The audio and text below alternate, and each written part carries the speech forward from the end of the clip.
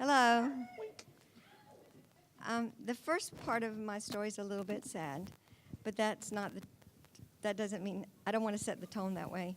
A month ago today, my daughter was hit by an SUV when she was walking across the street at a crosswalk, doing everything legal, just coming home from dinner, a fourth of a mile from her house. So I wasn't sure that I could come tonight, but I want to dedicate this story to her. And it's not a sad story, so I hesitate to tell you that, but it was hard for me to come, and I'm here. So, and she's getting better. I mean, thank God she's alive. I'm just so grateful that she's alive and that she's could have been hurt worse. Anyway, she's a pedestrian safety advocate, so she'll get on it. Now I need to move back in time. I'm in a New York City casting office filled with little girls. My little girl, Eliza, is 8 years old, and she's here for a callback for a big director of a great big Broadway show. She's been preparing for this the whole summer. She has a voice teacher, a vocal coach, a tap teacher, jazz teacher, a ballet teacher, an acting coach, and an agent, all in preparation for this one day. The little girls go in and out, each one singing louder than the one before. Then finally, it's Eliza's turn to go in. She's not loud. I'm scared. What if she's disappointed? She should be loud.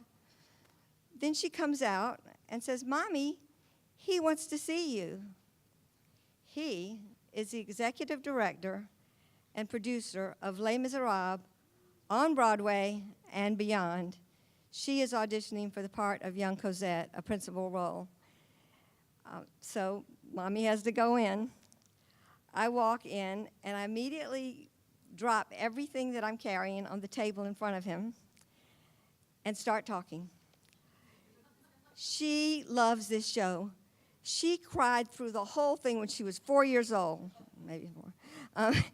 And she even played Javert's Suicide for her second grade class. Great choice. She wants this part so much. She has to have this part. Finally, he interrupts me. He, again, who would later go on to direct and produce many stars, including Barbra Streisand. Yes.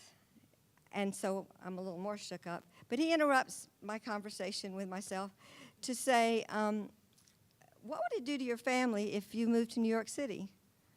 And I went into super hyper mode. Oh, it would be great. We are so ready for this. We can do this. Our family is so strong. I'm divorced. And we can pull this off. He interrupts me finally and says, I have 2 tickets for this evening's performance, and he gives them to us. And we walk towards the door. When we get to the door, my daughter stops, and this is the spirit that's going to carry her through where she is right now. She turns back, and she says, "It won't kill me if I don't get it." She likes me to get that right. Was that it? It won't kill me. No, it might be. If I don't get it, it won't kill me. Then she walks out of the casting office. And we walk through all the little girls that are still there onto the streets of Broadway. I imagine her kneeling at the foot of the stage, singing Castle on a Cloud.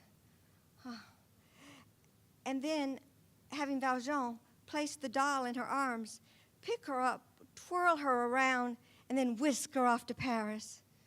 It's so beautiful. It's the most beautiful thing I've ever seen.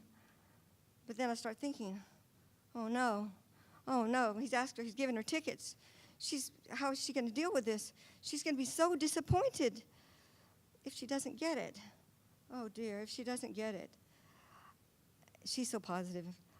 So we walk on. Thank God we get away from me and my thoughts, and we get to the Novotel.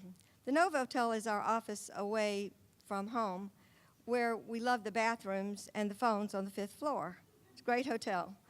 I mean, I haven't seen it in 100,000 years, but my daughter's a grown woman now. But I called her agent, and I reached somebody who said, Nancy's gone for the day.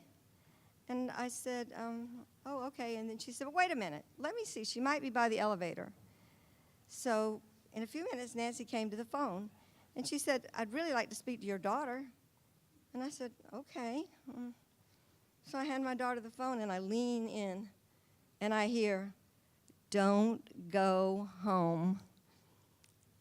And then Eliza turns to me, and she says, Mommy, Nancy wants to know if we'd like to live in New York City. New York City? Yes, yes, yes. For Eliza. For Nancy, for Eliza, for all those teachers, and for the director extraordinaire, Richard J. Alexander. Thank you.